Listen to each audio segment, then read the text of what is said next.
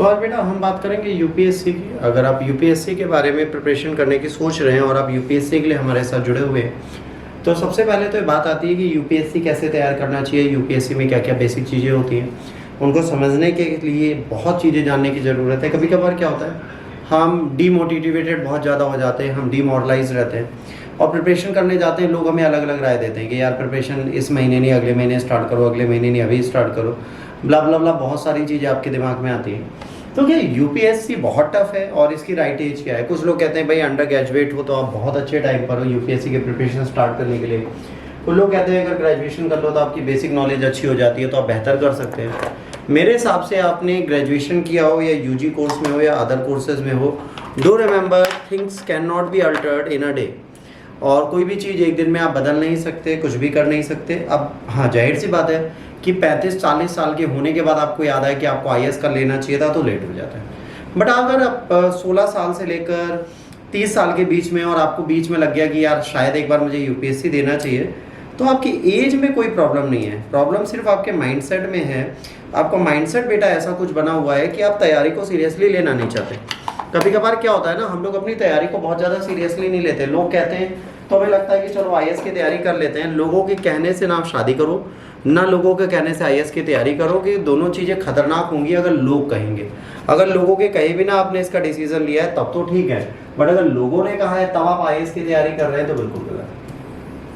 अब बात आती है सर आईएएस की तैयारी में क्या एज होनी चाहिए। तो अगर सच में आप सीरियस हैं और कोई जिम्मेदारी घर पे नहीं है, माँ बाप आपकी जिम्मेदारी उठाते हैं, तो 12th पास होने के तुरंत बाद आप तैयारी स्टार्ट कर दें, क्योंकि 21 साल में यंगेस्ट आईएएस आईपीएस बन के आप दिखा सकते हैं। बट अगर घर की जिम्मेदारी है या आपको पहले पता ही नहीं था यूपीएससी क्या होता है, बहुत बाद में आपको ये अपडेट मिला कि कोई यूपीएससी नाम की बला भी होती है, तो फिर उससे अच्छा कुछ नहीं होगा कि फिर आप 21 साल की इससे तैयारी स्टार्ट करिए। प्रिपरेशन स्टार्ट करने में कहीं से प्रॉब्लम नहीं है, प्रॉब्लम है प्रिपरेशन खत्म करने में। क्योंकि यहाँ पर प्रॉब्लम ये है बच्चे कि कई लोग पता है अपने स्टार्टअप तो बहुत अच्छा लेते हैं, यहाँ से स्टार्ट करते हैं, यहाँ पर एम होता है, बट वो यहाँ से जाने के बाद फिर ऐसे बाईपास लेने लगते हैं, ये टर्न लेने लगते हैं। और जब लोग इस तरह चलने लगते हैं तो एज बीत जाने के बाद वो तो यहाँ रुक जाता है, कोई यहाँ रुक जाता है, कोई यहाँ रुक जाता है, कोई यहाँ रुक जाता है। बट अगर यही आप ग्रेजुअली स्ट्रेट पाथ पे चलेंगे तो आप अपने एम तक पहुँच जाएंगे। तो इसका रीज़न ये है कि लोग बहुत समझाते हैं, बहुत ज़्यादा समझाने वाले लोग इस धरती पे पाए जाते हैं जो आपको बहुत सारी बातें समझा देंगे। कुछ कह देंगे कि भाई यूपीएससी बहुत आसान है, कुछ कहेंगे अरे क्या, कहाँ कूद गए, क्या सोच के कूद गए, क्या तुमको लगता है तुम आईएएस निकाल लोगे? आप डाइसी खुद हो जाओगे, आपको कि यार वो सही बोल रहा है, शायद हम ही झूठ बोल रहे हैं। अब ये माइंडसेट जो है ये आपके लिए खतरनाक होता है, ठीक है। अब यार आईएएस के प्रिपरेशन के लिए सोच लिया, दिमाग में आ गया कि ना भैया अब तो मुझे आईएएस ही बनना है, और बढ़िया काउंसलर ने मुझे बढ़िया सा समझा दिया कि तुम्हारे अंदर पोटेंशियलिटी है, तुम आईएएस बन सकते हो, तुम्हारी कैपेबिलिटीज़ हैं। फिर क्या होगा ना, ये जो दुनिया है, ये जो पर्टिकुलर दुनिया है बेटा, इसमें कई ऐसे काबिल लोग मिलेंगे जो आपको बहुत अच्छा समझाएंगे, बहुत बढ़िया समझाएंगे। और ये तुम आईएएस कर रहे हो, तुम्हारा नहीं निकलेगा, तुम्हें प्रॉब्लम हो जाएगी, तुम इसे नहीं समझ सकते, तुम्हारी कैपेबिलिटीज़ नहीं है, तुम्हारी पॉसिबिलिटीज़ कम है, तुम इस एग्ज़ाम को नहीं निकाल सकते। बच्चों पहली चीज़ ये कि आपको यूपीएससी की तैयारी से पहले सेल्फ असेसमेंट करना है। अगर सेल्फ असेसमेंट आप कर लेते हैं, ठीक है, अगर सेल्फ असेसमेंट आपको करना आता है खुद का, तो आपको सब आता है। आपको खुद पता है कि आपका रेक्टिफिकेशन स्किल कैसी है, आपकी ग्रैस्पिंग पावर कैसी है, आप किसी चीज़ को किस तरह याद कर सकते हैं, किस तरह समझ सकते हैं, किस तरह कर सकते हैं। पहले अपनी क्षमता जानिए, नो योर ओन पोटेंशियल। अगर आपको अपना पोटेंशियल पता है तो यकीन मानिए कोई भी व्यक्ति आपको कुछ भी बोल दे, आप अपने एग्जाम को नहीं छोड़ोगे। बट अगर आप अभी खुद ही टाइसी हो, आपको बहुत ज़्यादा कन्फ्यूज़न है कि मैं यूपीएससी दे पाऊंगा कि नहीं दे पाऊंगा, मेरे से यूपीएससी निकलेगा कि नहीं निकलेगा, अगर ये प्रॉब्लम है और आपके दिमाग में ये चीज़ चल रही है, तो अब यकीन मानिए आप यूपीएससी नहीं निकाल पाएंगे। क्योंकि अगर शब्द आ गया, अगर मैं ये करता, क्या मैं ये कर सकता हूँ, मैं ये क्यों कर रहा हूँ, क्या मेरे अंदर पोटेंशियलिटी है, अपनी क्षमता पर डाउट करना, अगर ये सारी चीज़ें आप करने लगे तो आपकी चेकलिस्ट वहीं पे ख़त्म हो जाएगी। क्योंकि आप जब खुद पे यकीन नहीं कर सकते तो यूपीएससी आप पे यकीन वैसे ही नहीं करेगी, एक शिक्षक आपके यकीन वैसे ही नहीं करेगा। तो अगर बेटा पेपर निकालना है तो सबसे पहली चीज़ है कि आप इसे प्रॉपर मैनर में पढ़ना सीखें। अब बात आती है कि भैया आईएएस एग्जाम प्रिपरेशन जो है वो स्टार्ट कर दी है सर, एकदम धड़ल्ले से स्टार्ट कर दी, अब हमें कोई टेंशन है नहीं, अब हम इन चीज़ों बेटा प्रॉपर मैनर इन्हें कर नहीं पाएंगे। इनको करने के लिए आपको क्या करना पड़ेगा, इसको करने के लिए आपको बहुत चीज़ें बदलनी पड़ेंगी और बहुत चीज़ें करनी पड़ेंगी, जो जनरली हम लोग करने को कभी तैयार नहीं रहते। हम लोग क्या सोचते हैं कि भाई यूपीएससी है, यूपीएससी एक बहुत आसान चीज़ है, एक दिन में हम तैयारी करेंगे और निकाल लेंगे, दुनिया कुछ भी बोले उससे हमें फ़र्क नहीं पड़ता, हमारी पोटेंशियलिटी बहुत है और यूपीएससी है ही क्या, नथिंग। तो ऐसा भी नहीं है, यूपीएससी नथिंग है। आईएएस की प्रिपरेशन करने में भी मज़ेदार चीज़ ये है बेटा कि हर साल तकरीबन 20 लाख लोग फॉर्म भरते हैं, 20 लाख के आसपास लोग फॉर्म भरते हैं और पेपर देने इस 20 लाख में से सिर्फ 9 लाख लोग जाते हैं। 8 से 9 लाख लोग हर साल पेपर देते हैं, बाकी पेपर फॉर्म तो भर देते हैं पर पेपर देने नहीं जाते। अच्छा, ये मिथ एक है कि अगर आपने फॉर्म भर दिया आपका अटेम्प्ट काउंट होगा, बिल्कुल नहीं होगा। जब तक आप एग्जामिनेशन हॉल में प्रेजेंट नहीं होते, एब्सेंट का मतलब अटेम्प्ट नहीं काउंट हुआ, तो आप फॉर्म भर के अटेम्प्ट नहीं काउंट करते, ठीक है। जब पेपर देने जाएंगे तब आपका अटेम्प्ट काउंट होता है। इस 9 लाख बंदे जो प्री देते हैं बेटा, इसमें से नंबर ऑफ सीट्स, जितनी बेटा नंबर ऑफ सीट हैं इनटू, ठीक है, नंबर ऑफ सीट इनटू 10 कर दीजिए, ठीक है। मान लीजिए नंबर ऑफ सीट इनटू 10 कर दिया आपने, तो मान लीजिए 1500 सीट है, हम ये मान लेते हैं, ठीक है। जितनी सीट है उसका 10%, 10 और मल्टीप्लाई कर दीजिए तो 15,000 बंदे होंगे जो मेंस लिखने जाएंगे। 9 लाख से आपको कहाँ ले आए, 15,000 की भीड़ में। कितनी भीड़ में, 15,000 की भीड़ में। अब इस 15,000 के बच्चों की भीड़ की तैयारी आपको डे 1 से करनी है या 9 लाख की भीड़ की। तो जो कोचिंग्स होती हैं वो आपसे कहती हैं पहले प्री पढ़ लो, नहीं बेटा पहले मेंस पढ़ लो। अगर आप इस 15,000 की भीड़ में आने को तैयार हैं तो आप अपने अटेम्प्ट में 1% आगे बढ़ गए अपनी मेहनत। तो हमेशा मेंस ओरिएंटेड होकर पेपर की तैयारी करनी है, पहली चीज़ अपने दिमाग में ये रख लीजिए। जब आप बेटा मेंस ओरिएंटेड होकर तैयारी करेंगे तो आप कहीं ना कहीं अपने एग्जाम को निकालने लायक हो जाएंगे। 10 लाख की भीड़ से अच्छा है 15,000 की भीड़ की तैयारी करना। तो आप पहले से फिल्ट्रेशन प्रोसेस से बाहर आ गए, एलिमिनेशन मेथड आपकी लाइफ से गया, अब सिलेक्शन की बारी है। यही रीज़न है प्री इतना वैल्यू नहीं रखता जितना आप तैयारी में रखते हैं। प्री के नंबर कहीं नहीं जोड़े जाते पर मेंस और पर्सनैलिटी टेस्ट के जोड़े जाते हैं। तो आपको कोशिश करनी है कि इस 15,000 की भीड़ की तैयारी करें। जब ये तैयारी करना स्टार्ट करेंगे आपकी सारी चीज़ें हो जाएंगी। अब आईएएस की प्रिपरेशन में मैं हमेशा एक चीज़ कहता हूँ, till the time you won't fill your copy, जब तक आप कॉपियाँ भरना नहीं सीख जाते, पन्ने भरना नहीं सीख जाते, आप यूपीएससी नहीं करते। यूपीएससी का मतलब बैठना नहीं, यूपीएससी का मतलब यूट्यूब वीडियोस देखना नहीं। यूपीएससी का मतलब है जो आपको दिया जा रहा है उसे लिखना, लिख के बार बार पढ़ना, बार बार मेंस लिखना, बार बार कॉपी भरना। आप इतनी मेंस की कॉपीज भर दीजिए एक साल में, आपका पेपर ना निकले तो मुझे बताइए। सर्टेन टॉपिक्स याद करना जरूरी है, सर्टेन टॉपिक्स दिमाग में रखना जरूरी है। अगर वो प्रोसेस आप फॉलो करते हैं तो आपका पेपर 110% निकलेगा। बट हम क्या करते हैं, हम इस प्रोसेस को फॉलो नहीं करते। कायदे से क्या है, रिवीजन एंड प्रैक्टिस। जो भी चीज़ आप पढ़ेंगे आईएएस प्रिपरेशन में उसको बार बार रिवाइज करिए, बार बार उसकी प्रैक्टिस करिए। करंट अफेयर्स ओरिएंटेड हो जाइए, उसके लिए डेली हिंदू,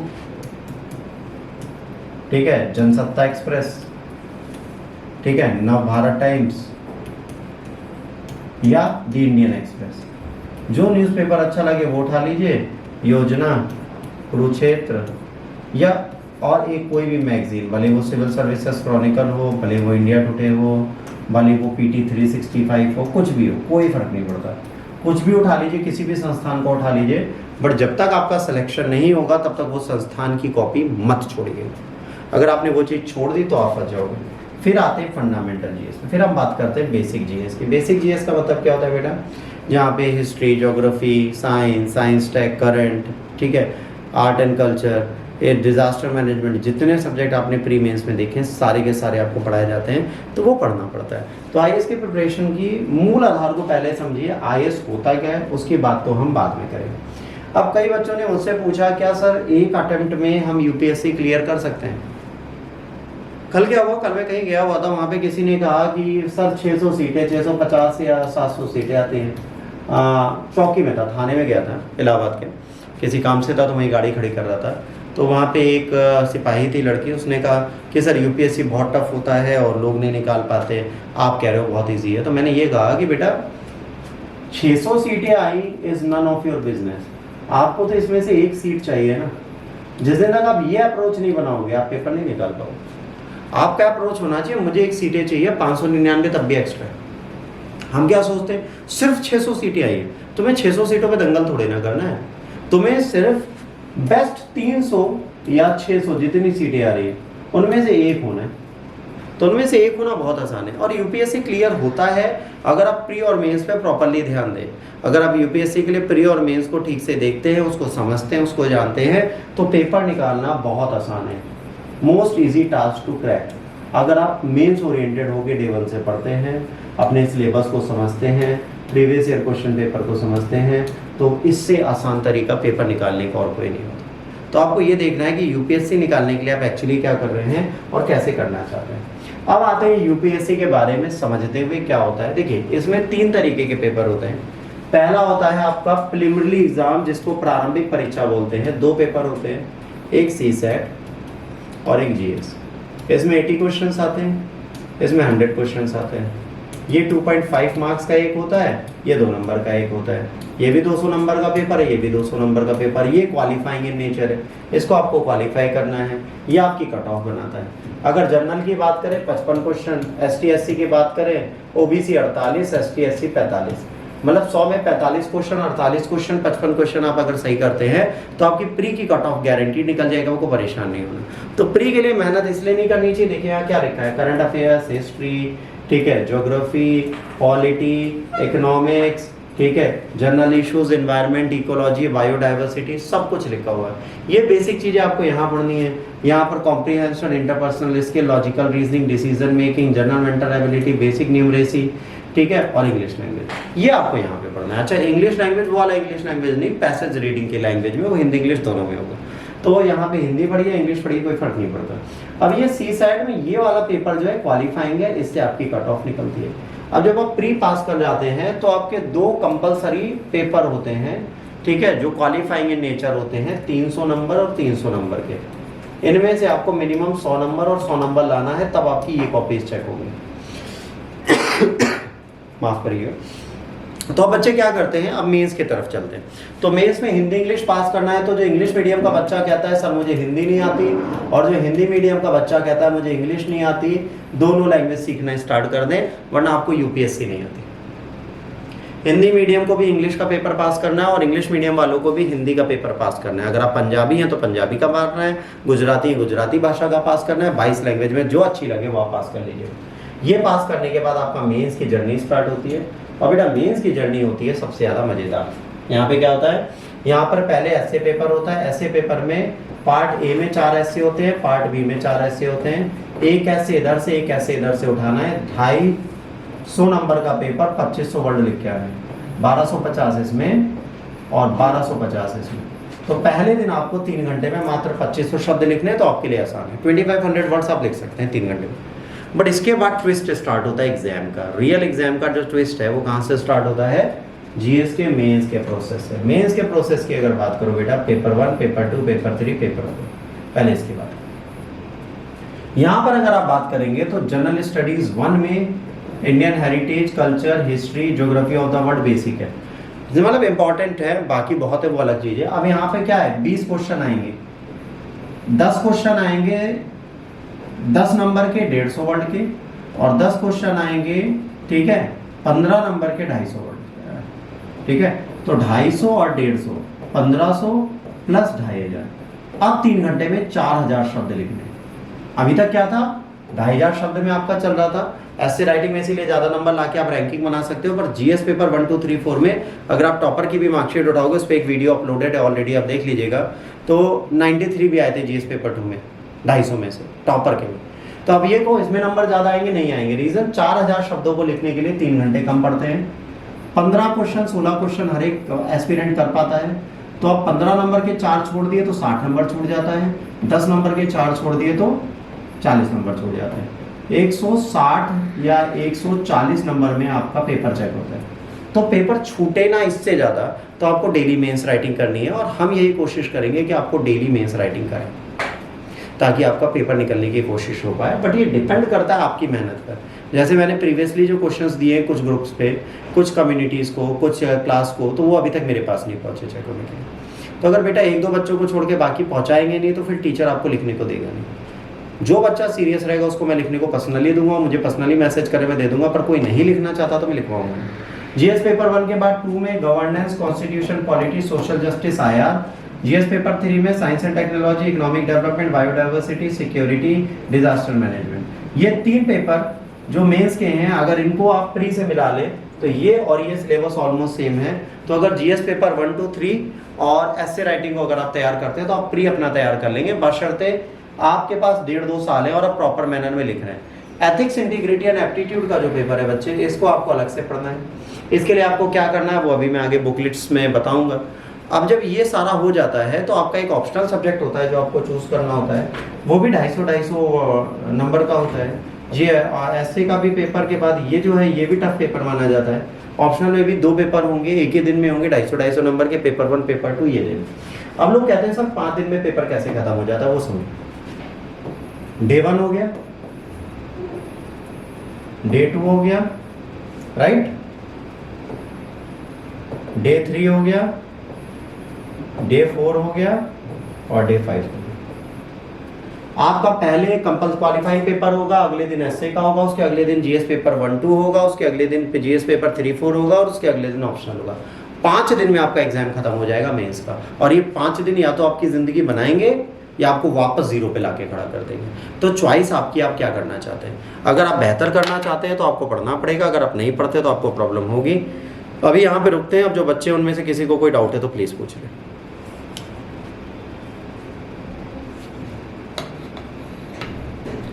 शैलेश कोई डाउट बेटा यहाँ तक? किसी को कोई डाउट है? तुम्हें बेटा कोई डाउट?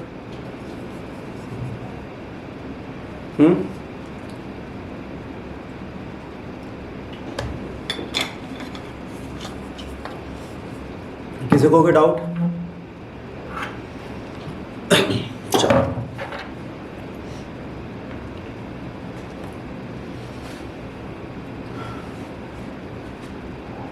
आज के बाद आप लोग मुझसे बार बार नहीं पूछोगे सर क्या होता है, ठीक है।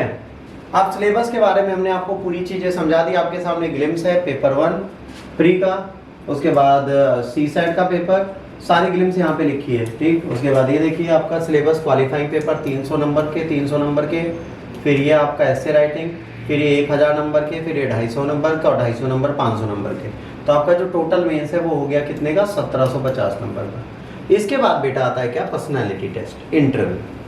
आप प्रिलिमिनरी टेस्ट से स्टार्ट करते हो और पर्सनैलिटी टेस्ट पे खत्म करते हो। ये होता है 275 मार्क्स। अच्छा, लोग इंटरव्यू को हल्के में ले लेते हैं, नहीं लेना चाहिए। रीजन बीइंग ये कि इंटरव्यू भी आपके नंबर बढ़ाता घटाता है। पर्सनैलिटी टेस्ट भी आप इग्नोर नहीं कर सकते।